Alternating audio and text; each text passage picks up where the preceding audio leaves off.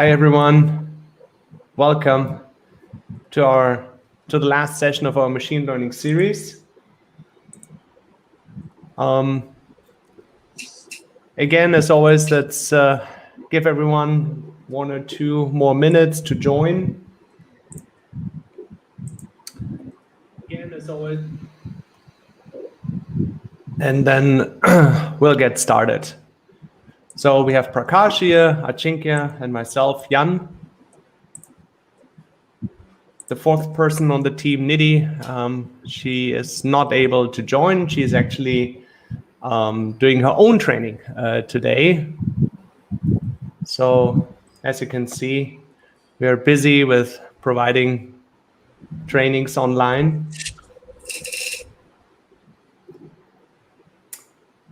Yeah, maybe you can quickly say hello in the chat so we know who's there. Hey guys. Hi Sonali. Hi Saga. Great to have you. Again, it's the last session of our series. So it was a series of 4 sessions. We conclude the training with today's session. Yeah, we really hope everyone learned something in that session, and please ask questions, give us feedback. Hi, Abhishek. Good to have you here. But that doesn't mean when we will get the certificate. Yeah, the certificate we will send out after today's training because that's the last session, and wanted to wait until all the sessions before we give out the certificate. But of course, you will get it. Yeah, so I would say I'll hand it over to Achinkya, who will lead the session today, and then, yeah, everyone enjoy it and have a good time. Achinkya? Awesome. So, because there was this topic about certificates, so let me just share my screen and let's make it just the screen. Okay. So, one time I was just, reading about design. Whenever we are designing any product, we have to think a lot about how that product is actually used by the consumers. And then we have to actually justify every decision choice made.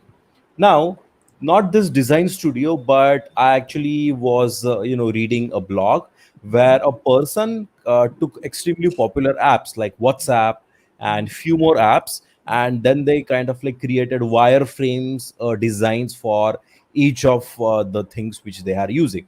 So they kind of like created, okay, if I design WhatsApp in this way, would it be useful? If will it be better than original WhatsApp? How can I simplify the workload which people are facing? So by writing such blocks, that person in less than 4 blocks got a job as a designer. So this was a lot more valuable than any certificate. So the document which we have made, since our series started, which is this is.gdivahok. In this document, we have all brainstormed together different ways of doing something. If you actually just go back and think about some unique idea which you would have had, and then you take it further and make it useful to everyone, then that is a lot more valuable. I'm really looking forward to everyone who has joined here. I'm really looking forward to you guys writing some blogs about it, make some video about it, post it on LinkedIn. This is about showcasing your thought process. It's the thought process which is very rare. People just learn to wield libraries, but they don't learn to think. And that is where, we had this series, we had this aim wherein I wanted you to learn how to think, right? So, for example, when we talk about POC, if you are just brainstorming, oh, I wonder what are the features possible in Google or maybe anything else, and what if I was doing a POC, how much time it will take, where will it add value? If I want to change some approach, what can I change? These are the details which, if you do, it will give a lot of value to your brand and also make you a good choice for your first job. So, going to this thing which is Now, our last session, which is this ML modeling. So, the steps which are skipped are five, not five, but six and seven. Okay. So, before I go to six and seven, let me just talk about what does it mean to do machine learning in POC versus machine learning in production. Okay. So, let me go to tools. Let me go to voice typing, and let me just go to the end. Okay, here. So here I'm going to tools. Here I'm going to voice typing, and currently we are evaluating the voice typing in Google Docs. I'm speaking something and it is being typed or transcribed live. Okay. Right now, this feature in Google Docs is present for everybody. This is what we mean by deployment. This is what we mean by production. So let me stop the recording. Okay. So what has happened? Every user of Google Docs could actually go and use this, and they will find that this is a pretty good feature.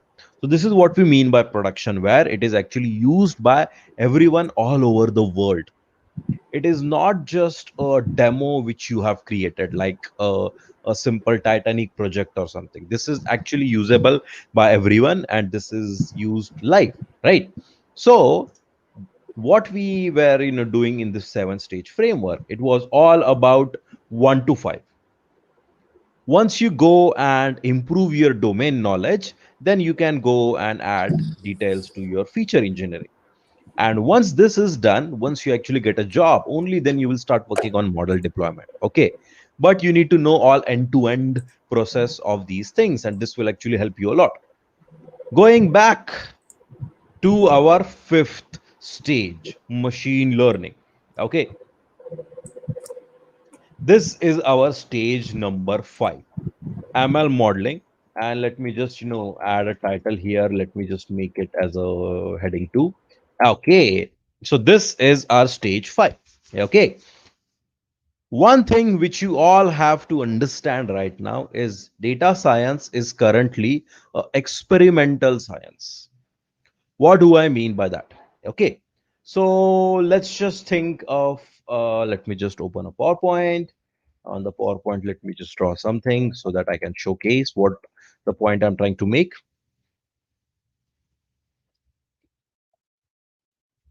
Slideshow.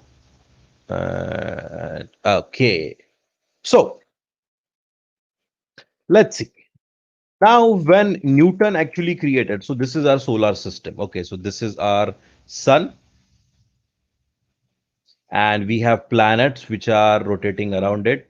Two of the planets in our 8 planet rotate in opposite direction. But let's say first is, I think, Mercury, then something else, and then we have Earth. Okay. Now, before Newton actually explained all the laws of motion through 3 laws of Newton, before that, there was no such rule, right? So Newton's law has been proven. Okay, it's a fact. It's a scientific fact. Before Newton's law was there, people were trying to create an equation which would prove the path in which Earth is taking. For example, Earth is here, after 3 months Earth comes here, after 6 months Earth comes here. People did not know what was the equation which governed the movement of Earth. Okay, now let's remove Earth from here.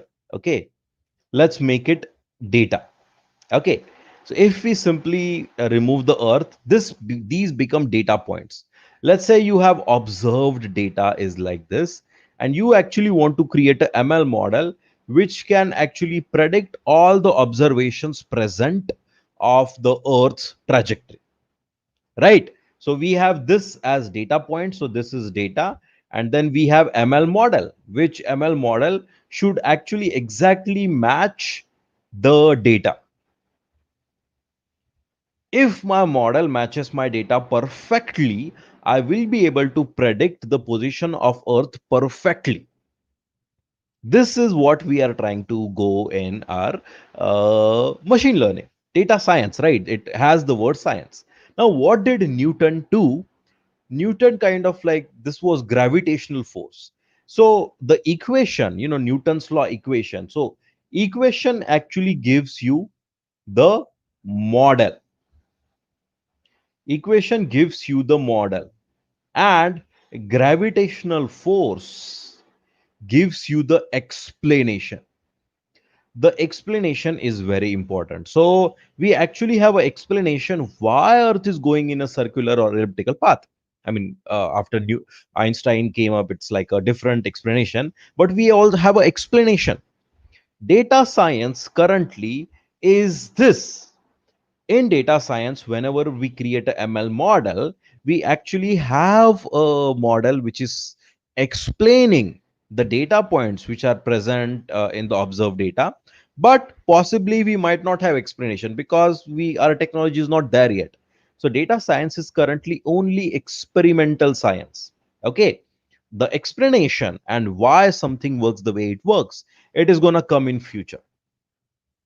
Right now we are not there yet, but once we reach there, data science is truly going to become a field where it is making impact on every single thing present on the world, because it is able to do things which no other thing can do.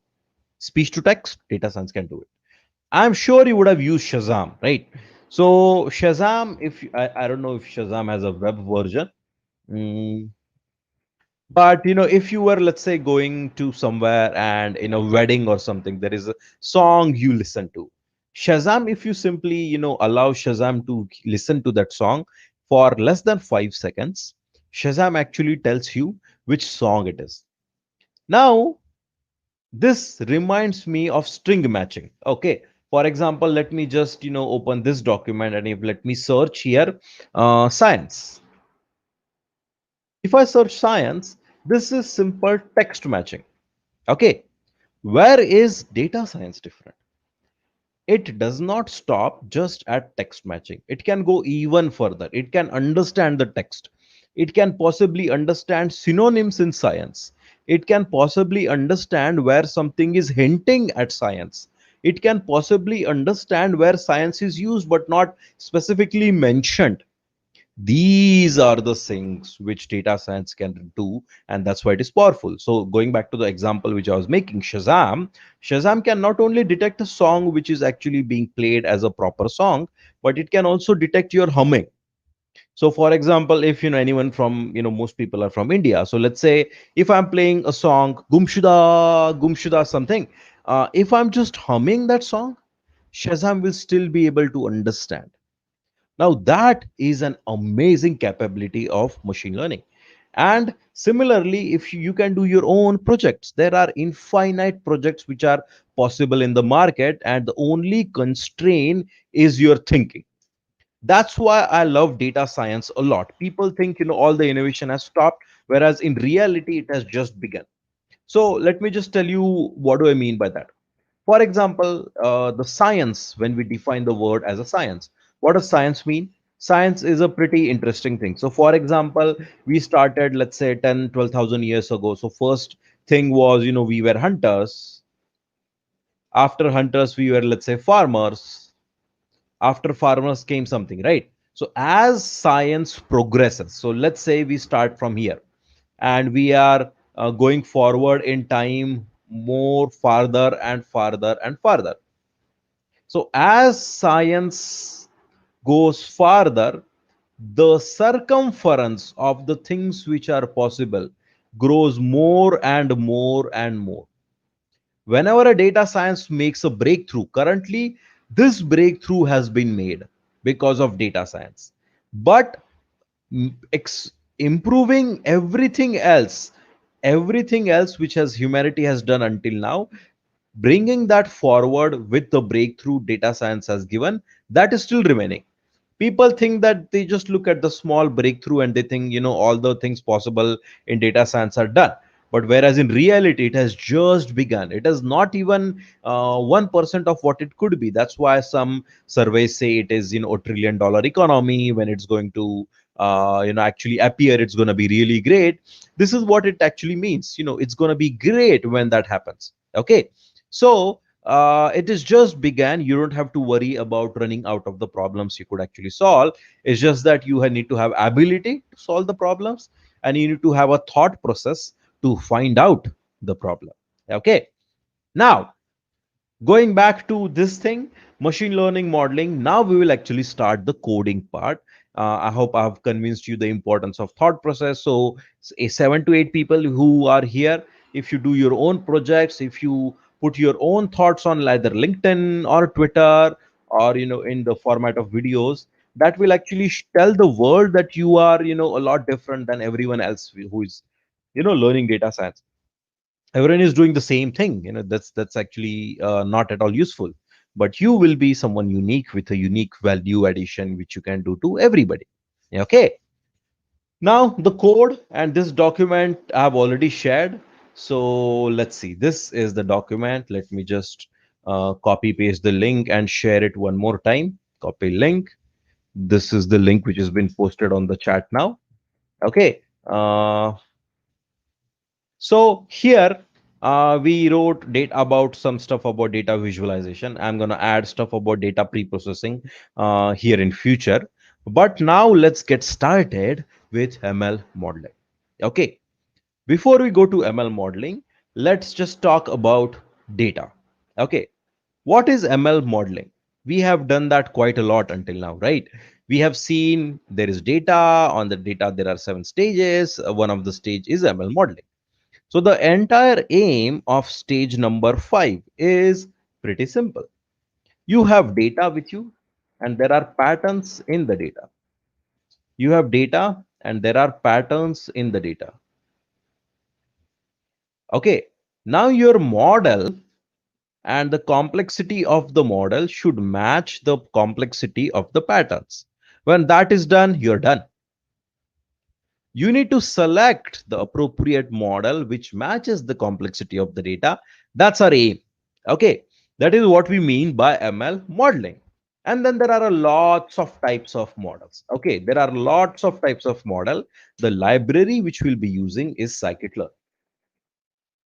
This is extremely mind-blowing library.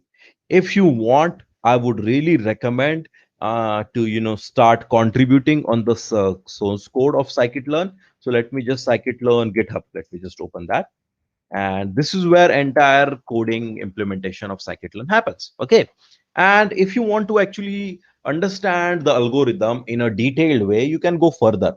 You can actually see how an algorithm is implemented from scratch in maybe NumPy. If you want, you could do that, and there are some libraries for it. So let me just find out. I had actually shortlisted links for it. Yes, these are the links. Napkin ML, data science from scratch, ML from scratch, NumPy. Okay. So this Scikit-Learn GitHub, this is like the latest code which has been written for all the things. If you want, you could go back in history. So if I go back into, let's say, code master, if I scroll down, so these are all the branches, right? The oldest branch is 0.6x. So if I go to 0.6x, it's like, I don't know when it was released. It was released before 2013.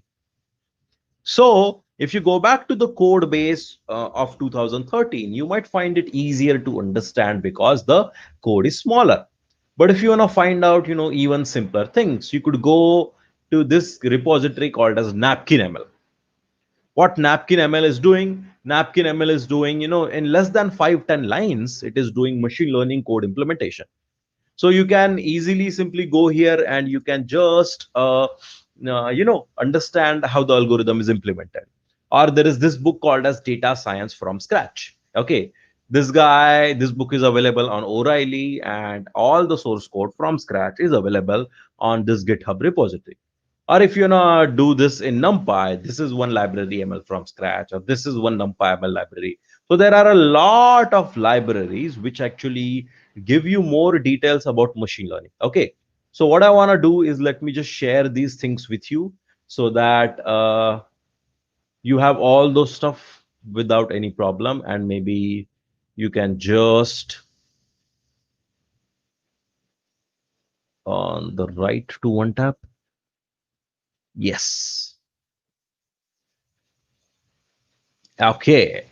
So this is the one tab link, which is some of the good places. So if you want to go into depth, let me just put that here towards the end. ML modeling and ML modeling, but from scratch. If you are curious, so you could check this out. If you are not doing it from scratch, the library which we are using is Scikit-Learn. Okay. And for Scikit-Learn, we are going to do one fun thing. We are actually going to create our own data so that we can kind of like learn machine learning on it. Okay. So we are going to do our own data, and on that data, we will do linear regression. Okay. So let's see. Let's open the code, and here we'll start coding. So let me just open the notebook. My notebook is gone somewhere. Okay, I've open my notebook, and I'm going to do the code here. So we are going to use scikit-learn. We are going to use fake data. Why? Because that fake data will give us a lot of control over experimentation, which we might want to do.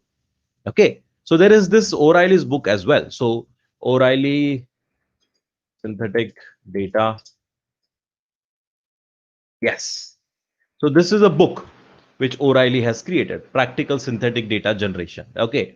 So what is this, entire aim of this book is you don't have to stop your experimentation on machine learning waiting for data. You can create your own synthetic data, and when you create your own synthetic data, it will allow you to experiment and refine your skills on that test data, and then you are ready to take on the actual world and do the complex problem solving, right?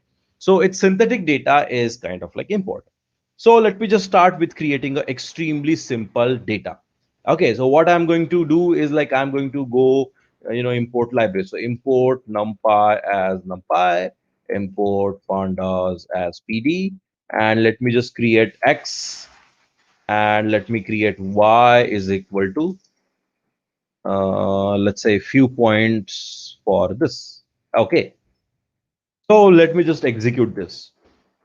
So everyone, it is extremely simple. What do we have here? Okay, on x variable we have a array, a two-dimensional array. This array contains 3 points. One point is 0, 1, and 2. And the y contains 0, 1, and 2. Right? The data is extremely simple. If I were to predict the value of y corresponding to the value of x, it is extremely simple. We can understand y is equal to fx. Function is a linear function. So if value of x is 6, y is going to be 6. If the value of y is 10, x is going to be 10. It is really simple. But let's learn it from machine learning. Okay.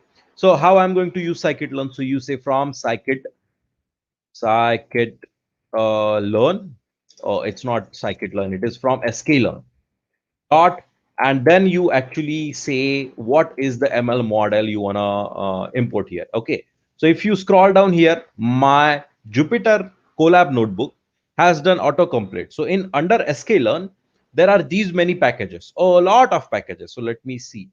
My tab is not doing that. Control space does it. So these are the packages. So base, calibration, clone, cluster. Ooh, you see, if you're doing a machine learning modeling, clustering, you have to go to cluster, and it will tell you what are the things present in the cluster.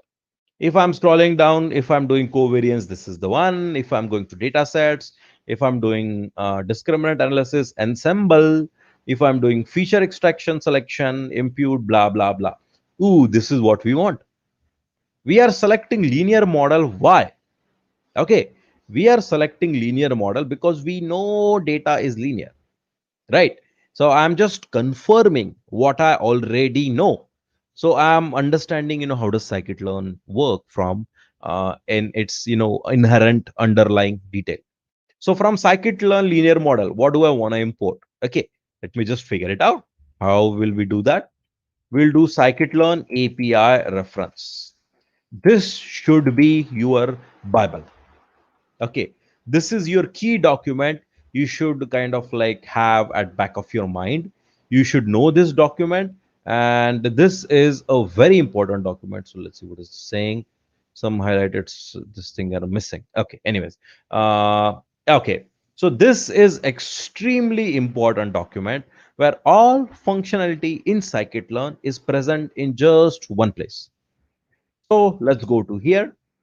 Now, mastering scikit-learn. Okay, what does that tell you? Here, everything is going to have its appropriate group. You just need to know its appropriate group. So right now, these are the base classes. These are rarely used, so we don't have to worry about it. Functions, this function. So I have highlighted the ones which are important. Okay, so what I have done is I have highlighted the functions which are important, and you can simply just master these functions, and that should be more than enough. So what I'm going to do is I'm going to give you list of the important functions into the Google Doc which has been shared, so that you can just master those functions and you are set. Okay, you don't have to worry about anything else then. So going back to clustering, so you see, if I go to cluster, sklearn.cluster, these are the clustering algorithms which are present here. Okay, there is one affinity propagation, db scan, k means, and mean shift, spectral clustering, and blah blah blah. These are the functions, and this is how scikit-learn works. It has been designed extremely well for you to do whatever you need to do in just few lines. Okay, once you master how to use scikit-learn, you are done. Okay, this is what scikit-learn actually gives you. So what I want to ask is, those who are online now, is what have you used to do machine learning, and have you just called functions, or do you understand scikit-learn properly? So it's like, let's see, things you need to know further. Okay, so I have created this section here, and I would like you to, type what would you like to know, because I am sure everybody knows scikit-learn. Okay, I'm sure basics of machine learning and ML modeling is, put on YouTube, on tutorials for everyone. Okay, so what I want is, can you please type what do you need to know further in, let's say, a course which is targeted just for you, because we want to clear the doubts which are not cleared by anyone else, right? So can you guys please take a minute, think about what you want to learn in machine learning, think about all the courses you have attended on machine learning, or all the books you have read on ML, and things you need to know or want to know. Can you just give feedback here so that we can include that? So let me just put this link. The link is, I think, okay, this is the link. I have put it here. So, guys, can you please go to this section and give your feedback here? I'll just wait a few minutes. Okay, I'll just wait a few minutes for, there is only one people who is online right now. But, if you can give feedback, what do you want to learn? What is missing in most of the courses you have seen? If you guys can just put it here, it will be incredibly useful.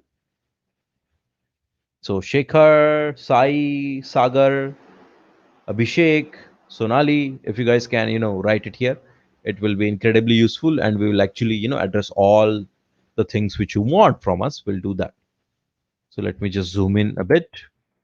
I don't think anyone is writing yet, but let's just wait for maybe one more minute, and then we'll move forward with the coding part.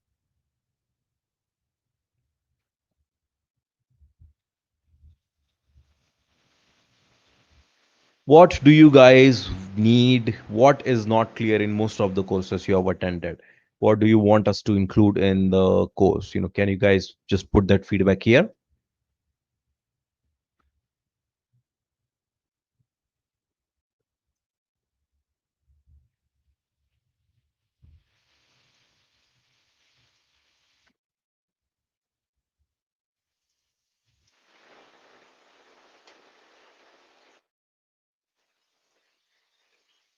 Okay, I think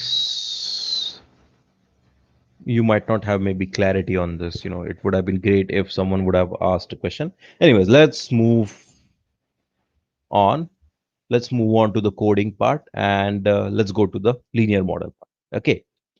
All the links are present in this. Just one link is .gd, that IVL link which has been shared. That's where everything is present. So all the links of all 4 sessions, you'll find them here. Okay. Going back to the data which we created, and in that data, the machine learning model which we are going to do on that data. Okay. So what I'm going to do is I'm simply going to import a linear regression model. So import linear regression. Okay. So this is the linear regression which you have imported.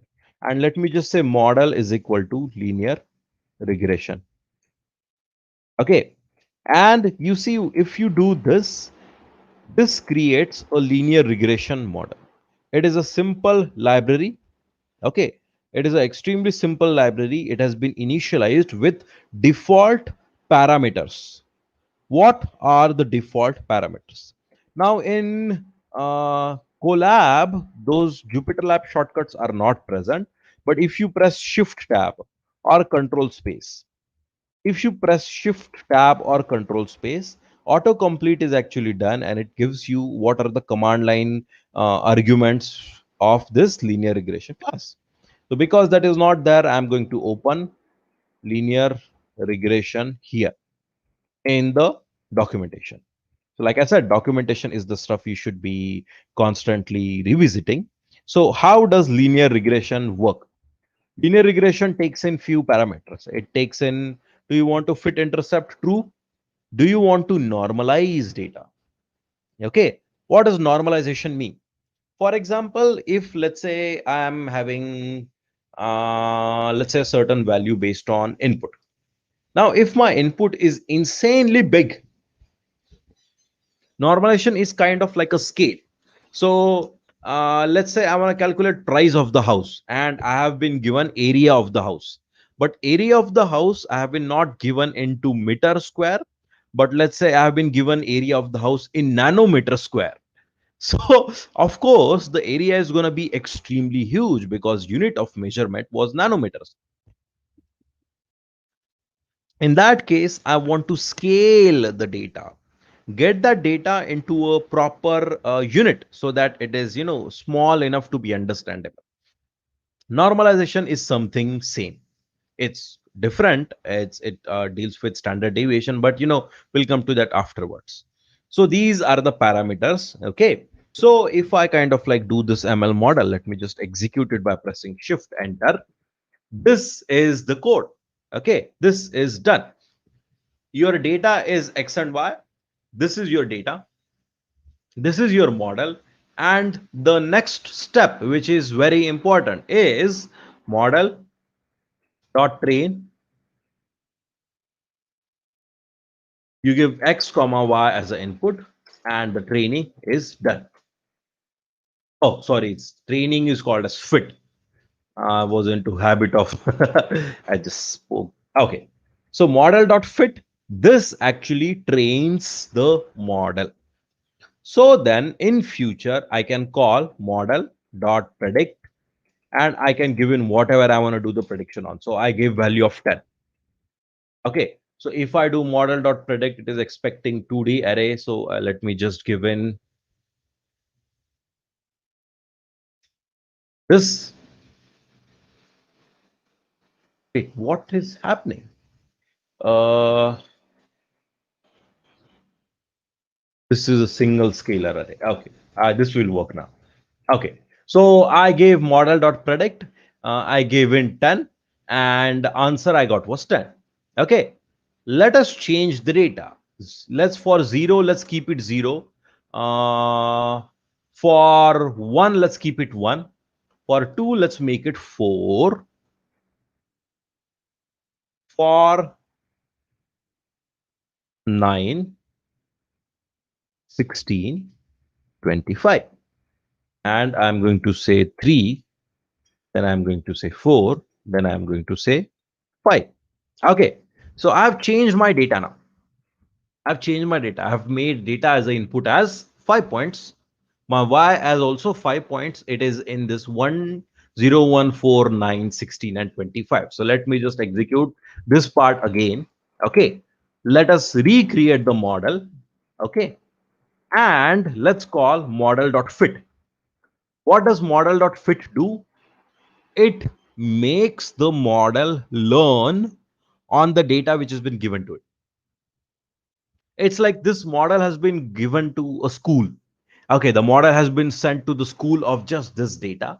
Model learns how that corresponding data, just that data, the model learns how that data is, and it simply creates a prediction based on that. So I am calling model.predict 10 now, and the output I have gotten is 46. Why do you think it is not 100? Can you guys tell me on the chat? I gave 5 points, right? Anyone who is just paying attention can easily understand y is equal to x square. Anyone can easily understand that. Then why has my model.predict given me answer as 46? Why do you think?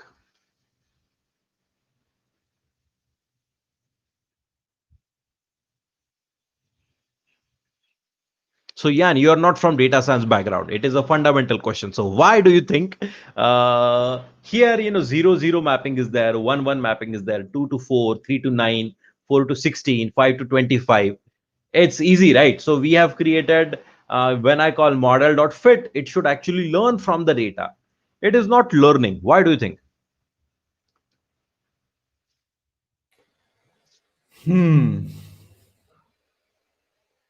I have to think about it. Give me a minute.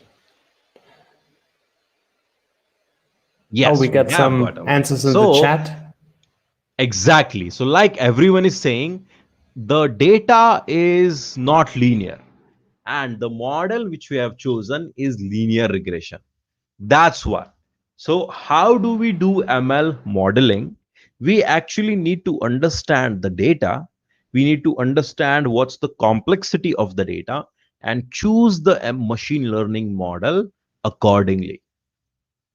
Right? So let's say this is quadratic equation. So let's say I have a quadratic. So here if I go to scikit-learn, if I go back here, there is this thing called as polynomial. So polynomial features. Okay, so what scikit-learn has, it doesn't actually have a polynomial model. It actually has a polynomial features. Okay, so you kind of like tell you are of this polynomial something. So if scikit-learn indeed have a square, okay, if indeed have a square model, it would have learned this data. Okay, if in that case, then let's make it 8, 27. 16, 16 into 4, I don't know, whatever it is. If I make it instead of square, if I make it cube, then I have to understand how complex is the data, and then I have to appropriately choose cube model. If it is fourth polynomial degree, I have to choose fourth polynomial. So as you can see, it is not a realistic way of doing, right? We actually have models where there is a proper polynomial degree. Okay, so let me just simplify what I'm trying to say. There are two types of algorithm. First is parametric, and the second is non-parametric. So what does parametric actually do? Parametric is like degree of the model is known. So it's like, how complex is my model? I already know. I could have my model complexity of degree 2 or 3 or 20 or 500. It doesn't matter, right? So in parametric, what happens if I choose incorrectly? This is the error. Here, I chose a parametric. So because the complexity of the model was fixed, right? So I chose a parametric model. But in reality, the data wasn't parametric. Data wasn't the degree of the data wasn't of the parameter of your model. So we got error. So then I have other option. Go for completely non-parametric algorithm. Okay, so it can learn any complexity of the data. That is where this type of algorithm is actually there. So if I go to scikit-learn, okay, if I go to scikit-learn and if I scroll extreme up, okay, let me just click on home button. So let me go to scikit-learn, go to more, go to user guide, not user guide, choosing estimator, scikit-learn. Scikit-learn has actually this documentation which has been created. Okay, this gives you a UI in which it tells you generally, what kind of algorithm should be used when. So if I am predicting simply a value, it is called as regression. Okay, so for if I am predicting a value, then I have these things. If there are less than 100,000 rows, then you should not use SGD regressor. If there are less than 100,000 rows, you should not use SGD regressor. Now you guys can do the homework. You see, you can check out maybe this practical synthetic data generation. You can maybe just check this out. It will tell you details about synthetic data, but this is not really a stage which you need. You can do right now. For you, I will recommend just learn these documentation. So data set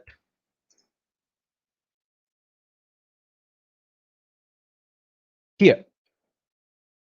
So these are the few function calls which I will recommend you guys master.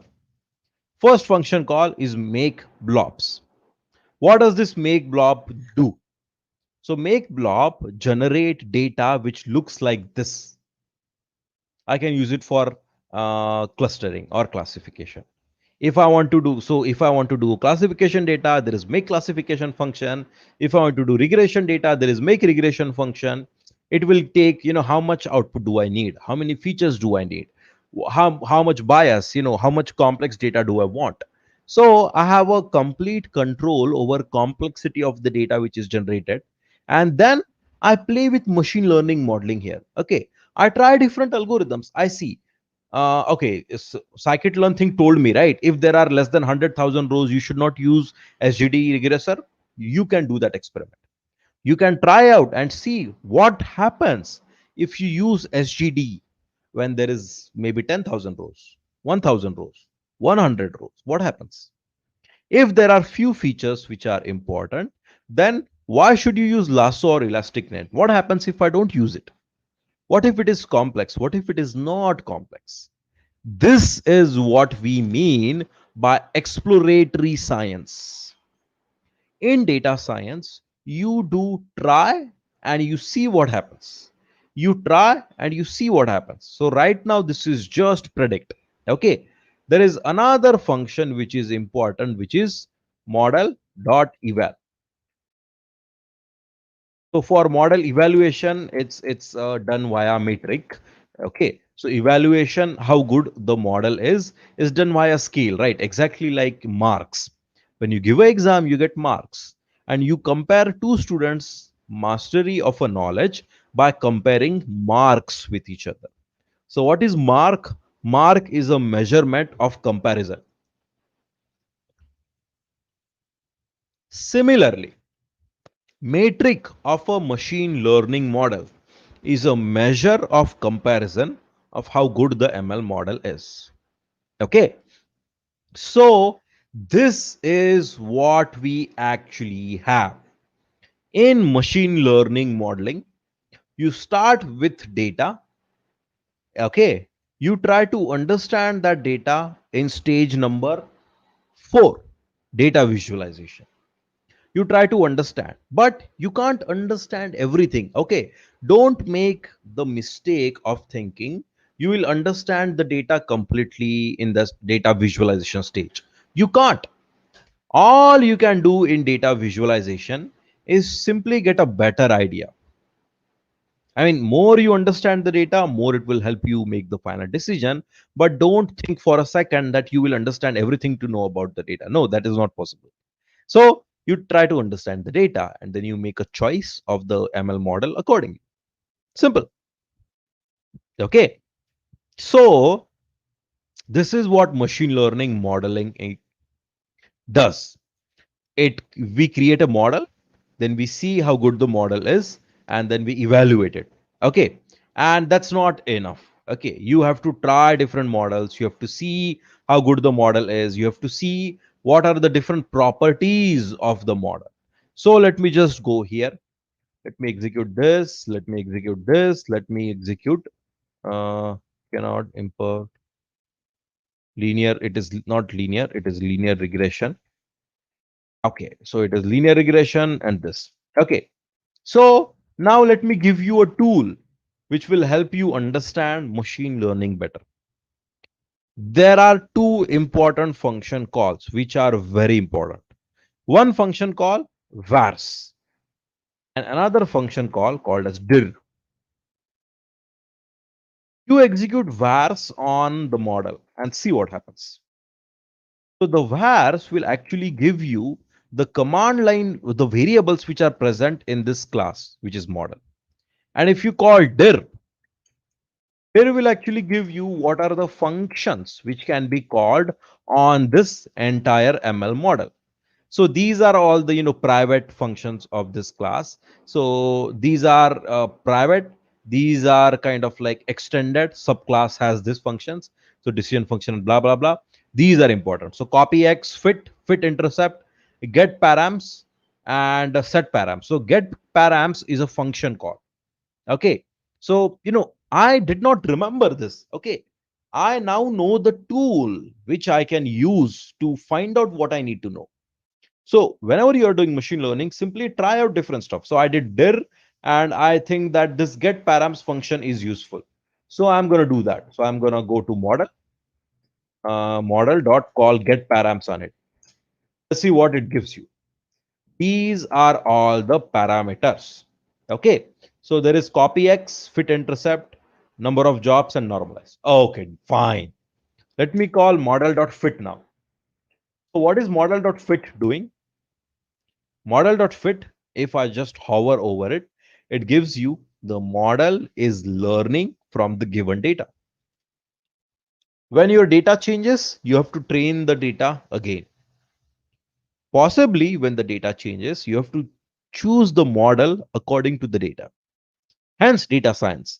No matter what happens for every new problem statement, you have to do all these things again and again and again to find out the solution for that situation. So data science people will always be needed. There is no problem. There is always be a new problem, and there will always be people needed to solve that problem. So you don't have to worry. Okay.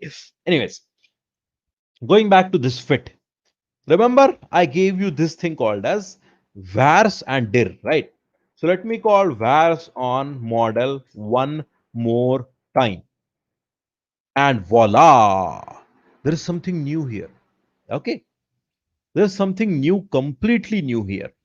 So what is this model, vars of model? It is giving me residue. The points are 0, 1, 2, 3, 4, and 5. And the y is 0, 1, 4, 6, 16, and this thing. Okay. So let me just plot an online plot. Let's just open this.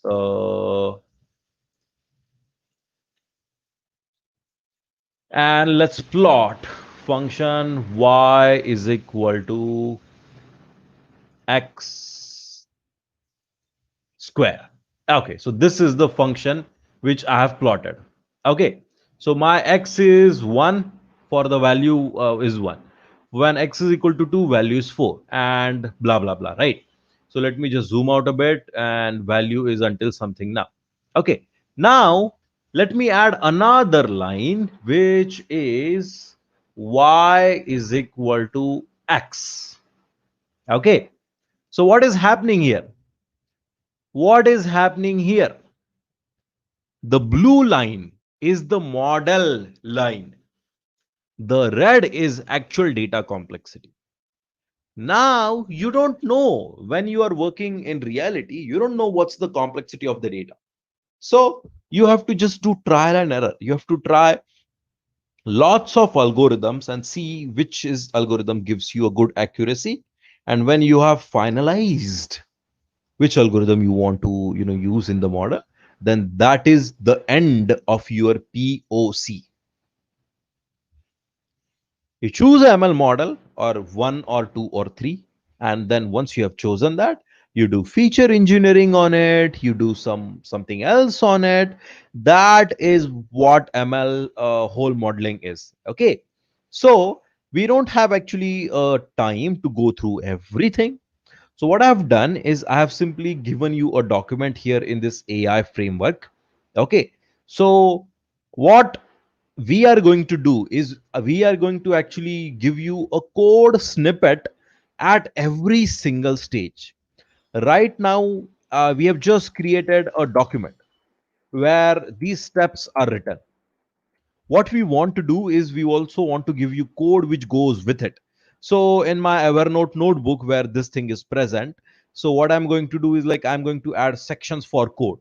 Okay, so let me just do for data collection. I think this, how do you add code snippet? Code block. Yes. So to do data collection code. Then for data preparation, I'm going to add this code here as well. So this will be the coding block to do data preparation code samples. Similarly, for data visualization, ML modeling, and for every single thing, okay, you have to start with a model, you have to train, you have to check the accuracy, you try different models, you do the debugging, profiling. So ML is a far more complex than it was, you were made to believe. People just simplify the machine learning. But what I have done is, like, for a student as a beginner, what are all the things they need to know? No more than that, just that much. We have just created those stuff for you, and you are just free to just go and learn just those. Once you learn those, you are actually at a position to actually work for companies. So there is so much information in the market that it becomes overwhelming. Just because there is so much information in the market doesn't mean you can get away with very small. Okay, so this is the trade off we are trying to make. Okay, this is the trade off we are trying to make. We are trying to kind of like so if this is the ML whole this thing, so if this is the ML, so this is the entire ML, which is too big. So then generally these are the courses ML. So the ML course, they make it sound like ML is just this much. ML is not just this much, but the entire ML is also not useful to you. There needs to be a middle ground. So this is the middle ground which we are drawing. Okay. So this is enough to get higher. Enough to get higher. This is our aim. Enough to get hired as a data scientist, not just constantly be learning. If you just know this, no one will hire you because this is too less.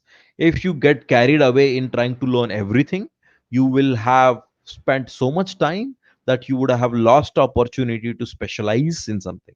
So when you know just enough, it's like that's more than enough. Then you can specialize further once your job is started. Okay, so that's the kind of like approach. And now I appreciate two people. So for mathematics behind each algorithm is like, it is needed if and only if you are working as a data science researcher. Okay, so we have Prakash with us, who has been working and deploying data science projects into production quite a lot. So Prakash, I'll be curious to find out, how many times have you actually spent time to understand maths behind the algorithm you have chosen? Okay, that's a nice question, Rajik. Yeah, and I would make the answer quite like honest way that data science, and especially like I worked large scale machine learning and deep learning projects. So we start with the concept, and instead of going behind the mathematics, it is more empirical. So we do experiments and conclude about the performance. And once we shortlist candidate solutions, then there are such a chances that we will go and have a mathematical analysis for those candidate researches to pick the one which might suit for us. So basically, it's not we start doing understanding the mathematics first. It doesn't happen like that. First, we do the experiments. We'll make a full case study about the results and everything. After shortlisting the candidate approaches, yes, if it is required, then we'll go for the mathematical understanding and making it to further explainability. Because once we do anything on the production, we might go for the publication perspective also in research communities. We go for the patents thing. There we must require explainability in terms of mathematics.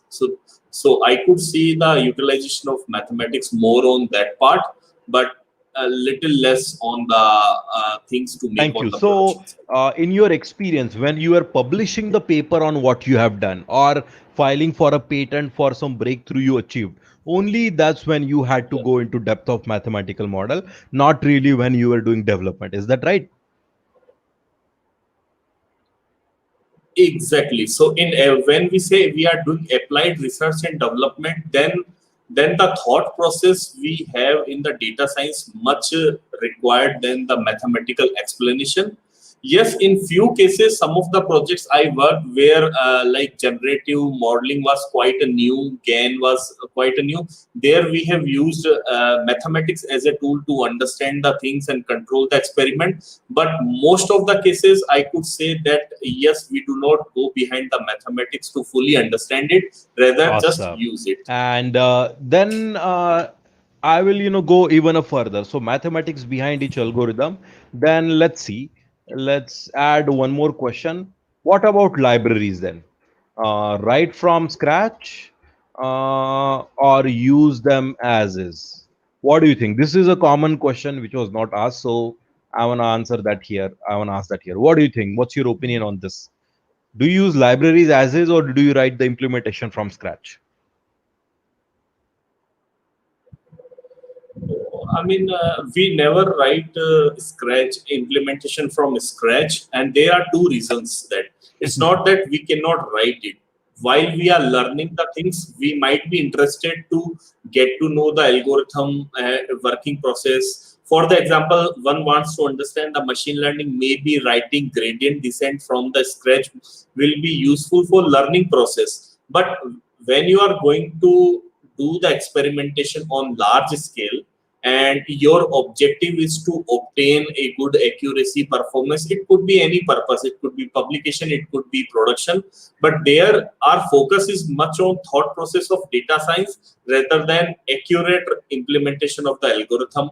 And the second reason is that even though we invest time in writing from the implementation from the scratch perspective, we cannot guarantee about a bugging process and all. Then it's better we utilize very established open source framework and use that in our projects and production level itself. Yeah, sometimes some customization is required that we can do, and sometimes we put efforts in feature engineering, because feature engineering is specific to the problem and project statement. Sometimes there we get into the writing the implementation sometimes from scratch, but when it comes to the modeling and typical parts, I just say that we should go for the well-established open source That framework is a based on the great point you choice. brought up, Prakash. I had forgotten about it. For example, guys, if you want to use an operating system, you don't start by building one from scratch. People have built Linux and Windows and Mac. They have spent, decades to refine, make them stable. You take that as is, and on top of it, you write your software. It's the same thing in AI. What has happened is, I think these are the two things people are misled by. Some courses, they actually tell you that it is great to know all the maths behind something, and some people also tell you that it is great to do everything from scratch. It is great to do it when you are learning, but in when you are doing the job, at that point the maths and the library writing from scratch, it's reinventing the wheel. It's effort directed towards the wrong thing. The effort should be directed towards finishing the project with a high accuracy, high quality, high performance. And for that, we have specialized tools. The tools have been written with the whole intention in mind that they should scale and they should have predictable performance. They have a huge number of people who have spent their lifetime, let's say, writing and refining and optimizing it. So that's why we are going to use the tools as is. But there is a difference. It's like just because it is like this doesn't mean you don't understand maths or the algorithm. So the counter argument happens is like this. So people say, "Oh, I don't need to know maths, then I won't know anything related to the algorithm or anything related to the mathematics." So these are the two extreme ends which we you should avoid. At one extreme end is like people say, know all the maths, understand the probability, understand the calculus, understand the everything from scratch. That's one extreme. The other extreme is don't understand anything, just use libraries as is. None of them are right. You have to find a middle ground. You need to understand maths so that it builds your intuition more. You need to know use libraries as is, but you need to understand the algorithm you are using. For example, linear regression algorithm which we're talking about. Linear regression, the algorithm, it's let's take lassonet. So lassonet is like, here if you check in the documentation, somewhere in the documentation you will find this algorithm is good for sparse data. Someone will say this is not good for sparse data. K means algorithm which is for clustering. If some data points are extremely big in its values, entire K means algorithm is goes into the wrong direction. So why does it happen? When you understand the algorithm a bit better, you can avoid these blunder mistakes. So you have to find a middle ground. The extreme, just know the library and call it, that's also not right. And that is what is propagated in many of the online courses. So in my experience, when many of the courses, they simplify everything. They say you just need to call the function. No, you need to understand more than that. You need to understand the internal behavior. And once you are using the libraries and have more intuition, then you are actually valuable. You don't need to go into the deep maths. So then, anyone who is teaching ML, and if they are from a PhD background, they are of course going to teach what they have learned. Even that is not works. That does not work if you're not a researcher. So you have to find a middle ground. So I hope in this entire series of 4 sessions we try to emphasize on 2 points. One point was the thought process. We did a lot of brainstorming behind a lot of stuff, okay, and that should have developed your thought process more. Then you should apply that thought process to all day-to-day products we use, where it could be WhatsApp, it could be Gmail, it could be anything. Try to apply that thought process to those products and try to see what more you could do, something more than the company which has the parent company has done. If you do it like this, you can write about it, you can do projects around it, you can write on LinkedIn with the project you have done. It won't be a copy paste project, but it will be a unique, useful, and extremely impressive project. So that's the first point which we focused on, thought process. And the second point was actual application. So the aim of a data scientist is to finish building the project. And for you to finish the project, you need to use libraries. You are not using them blindly, but you are using them nevertheless. So don't reinvent the wheel, but still understand the wheel. this is what, I hope we made it clear. We have we have a data science trainer, we have a data scientist with us, and we have someone who has just learned data science. So everyone from a different perspective, we try to combine all of those perspective into this 4 series, so that you have a complete 360-degree picture, not a picture skewed towards just one person. So that's what we try to do. And this is the kind of like document. This is just one place. We are going to put the code here afterwards, and some extra stuff I have just given that here. So one tab link, I've given this. If you want to find out how to do debugging of ML, I've given this Evernote notebook. It's like in that there are some things, few common ways of doing debugging. Then there is one article I found what AI cannot do. So it's like AI is not yet good at context. So stuff like this, few of the links I've mentioned here. So you go step by step, you build your hands-on knowledge, you build your hands-on skill, and when you have done that, then you'll be a much better candidate for hiring than anyone else in the market. So I hope this was clear. You can, follow our upcoming updates, which Jan will tell about, and we will keep doing more such sessions. This session was a short series, so we can't go into deep, but definitely we will eventually have an in-depth series as well. So I hope this was useful. And Venkatesh asked a question about how to take a new algorithm and step by step, learn that algorithm. I actually love this question. So what I'm going to do is I'm going to take this question and I'll record a video by taking one algorithm. So let's say I'm studying random forest. So how would I study random forest? I'll record a 1 or 2 hour long video around it. So I hope that will help you, learn a framework about how to study any algorithm. So we'll do that afterwards. For now, for this session, I guess we are done. The links and everything is this. So you can go back anytime for code and notes anytime you want. So that's from my side. Jan will do some announcements, and then we can, be done for the day. Yeah, thank you so much, Ajinkya. One Thank you. question I have. When we talked about libraries and have some analogies, for example, operating system, that you don't have to understand everything, Right. what's behind the curtain, just use it. Is it similarly to SDKs, software development kits? As a developer, you often use those SDKs because it makes it so much easier to develop an application, right? Can we see it as similar to like the libraries, or do you think that analogy also works from an SDK? I think I would say the libraries would be part of the SDK. Maybe it is actually that example that the SDK would have multiple libraries which will be part of it. So you're right. It works the exact same way. Yeah. Yeah. Okay. Just something that came to mind. Yes. All right.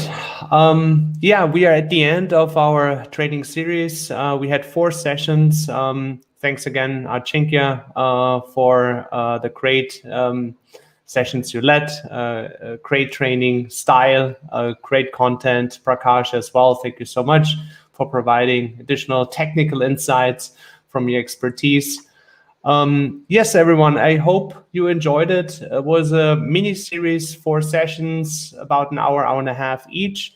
But our goal was to provide an overview of all the different, or most of the stages in machine learning. The machine learning framework we developed is called the 7 stages of machine learning.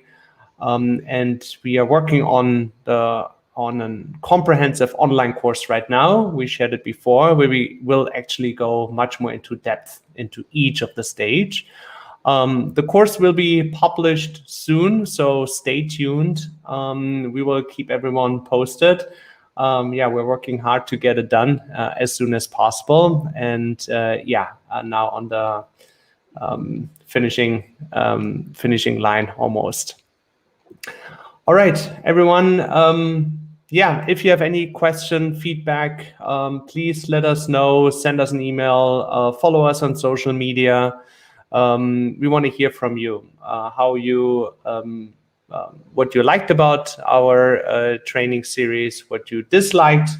That's oftentimes the more valuable feedback that will help us to improve all our trainings going forward.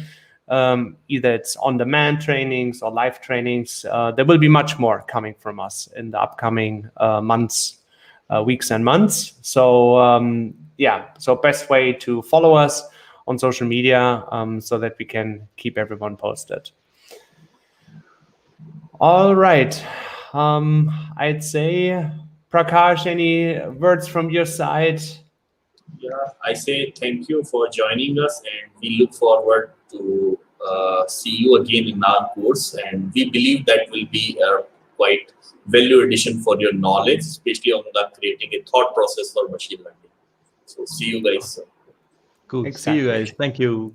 Bye. And we will share the certificate of completion as the question was asked at the beginning. Of course, everyone who attended the series will get that certificate, but it's also the certificate is not the most important thing. I hope it's more important to learn, to practice.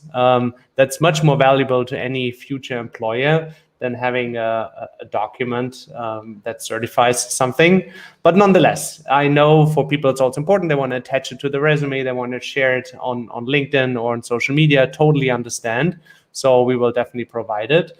But more important, please practice, keep learning, don't stop. That is much more helpful than that. Okay. All right, everyone, have a good Sunday and see you soon. Thank you. Bye, everyone. Bye.